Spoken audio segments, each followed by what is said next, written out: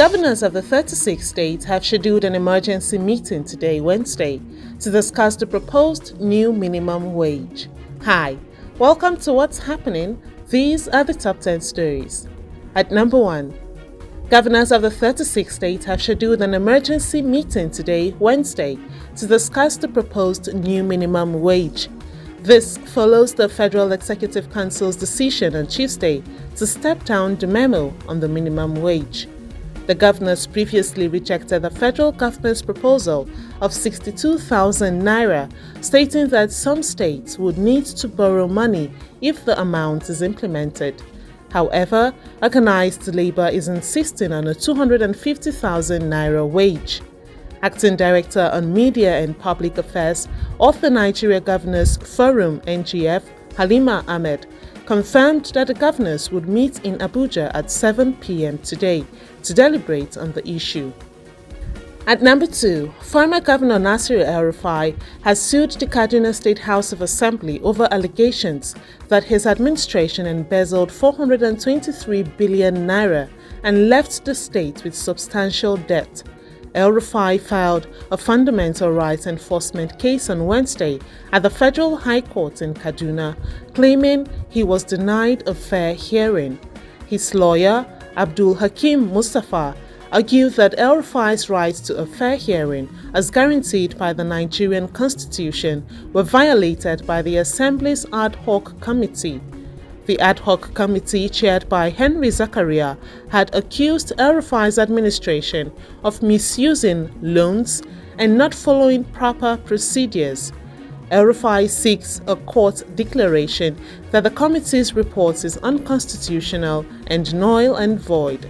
At number 3, former Kaduna Senator Shehu Sani has called on the National Assembly to mandate blood pressure tests and heart checks for public officials before appearing before its committees. Sani's appeal came via his official X handle in response to the death of Deputy Comptroller Etop Andrew Essien, a customs officer in charge of revenue in the accounts unit of the service. Essien collapsed and died on Tuesday while being questioned by the House of Representatives Committee on Public Accounts. The spokesperson of the House, Akin Rotimi, announced Essien's death, attributing it to health complications that arose during the session with lawmakers.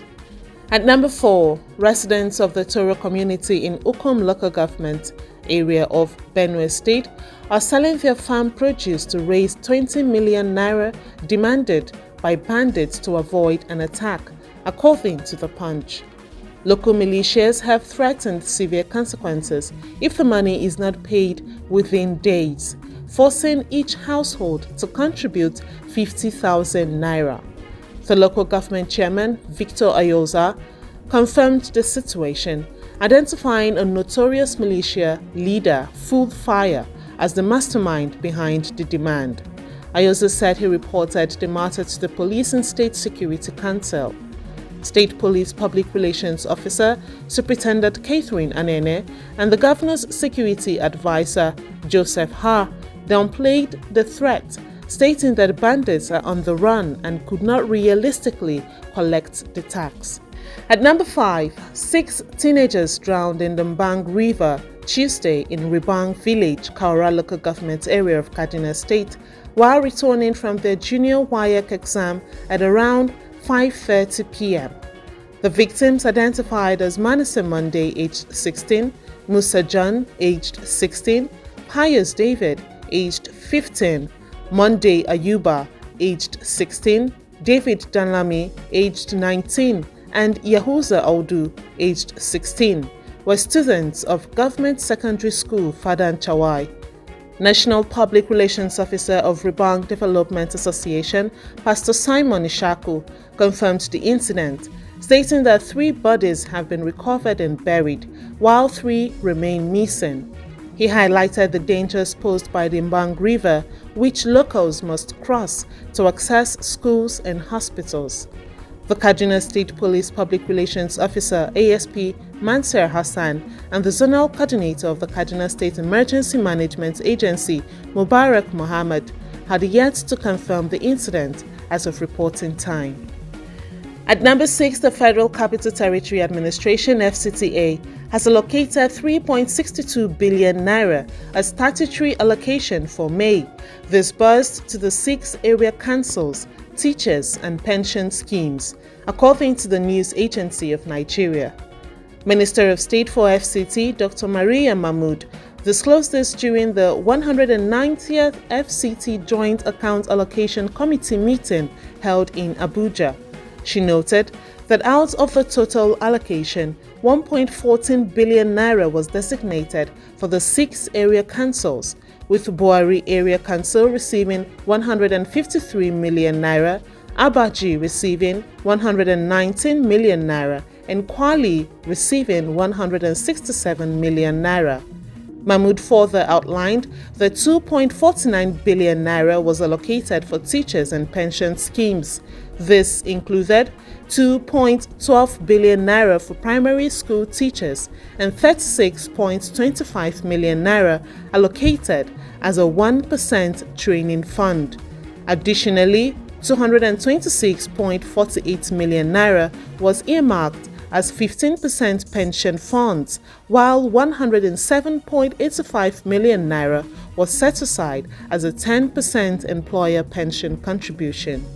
At number 7, President Joe Biden announced on Wednesday that he would pardon military personnel who were convicted under a law banning homosexuality in the armed forces, describing it as righting a historic wrong.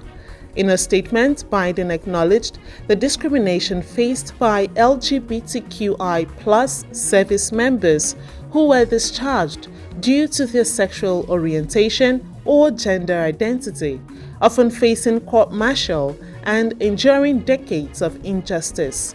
The decision targets Article 125 of the Code of Military Justice, enacted in 1951 and rendered obsolete by Congress in 2013, which criminalized sodomy between consenting adults with court-martial penalties.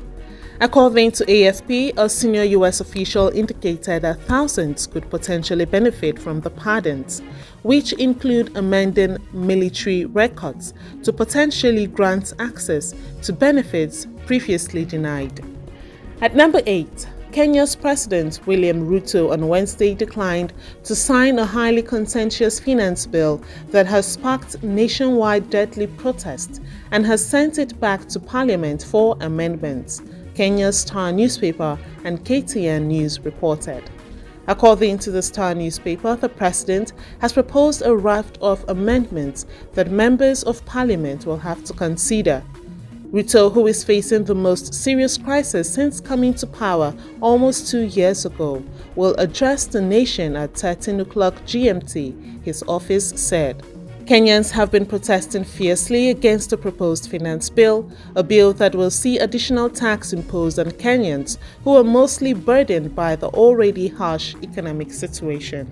At number 9, the newly crowned undisputed world heavyweight champion, Oleksandr Usyk, has announced his decision to vacate the International Boxing Federation (IBF) title just weeks after his historic victory.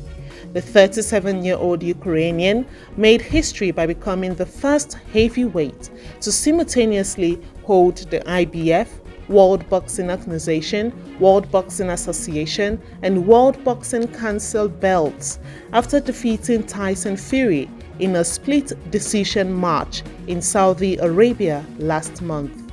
According to AFP, due to contractual obligations for a rematch with Tyson Fury, Usyk is unable to defend the IBF crown against interim champion and mandatory challenger Daniel Dubois. In a social media video, Usyk addressed Anthony Joshua and Daniel Dubois, stating, "I know the IBF title is important to you. It is my present to you on September 21st. Following Usyk's decision, Daniel Dubois is now set to face Anthony Joshua in what could potentially be a fight for the vacant IBF title at Wembley Stadium in September. Finally, at number 10, former Super Eagles midfielder Muazu Adepoju has expressed his willingness to coach the Nigerian national team, the Super Eagles. Recall that newly sworn-in coach Finidi George resigned a few weeks ago. Adepoju mentioned his readiness to take on the position during the Managing Madrid podcast, citing his UEFA Pro license and previous coaching experience. Meanwhile, the Nigerian Football Federation (NFF) is actively searching for an expatriate coach for the Super Eagles. Adepoju noted that many former players, including those he played with in the Castilla team, have become successful coaches, and he is eager to bring his expertise to the national team. That's it on what's happening. You can join the conversation on our website at www.rootstv.ng, follow us on social media, and subscribe to our YouTube channel at Roots TV Nigeria. Thank you for watching.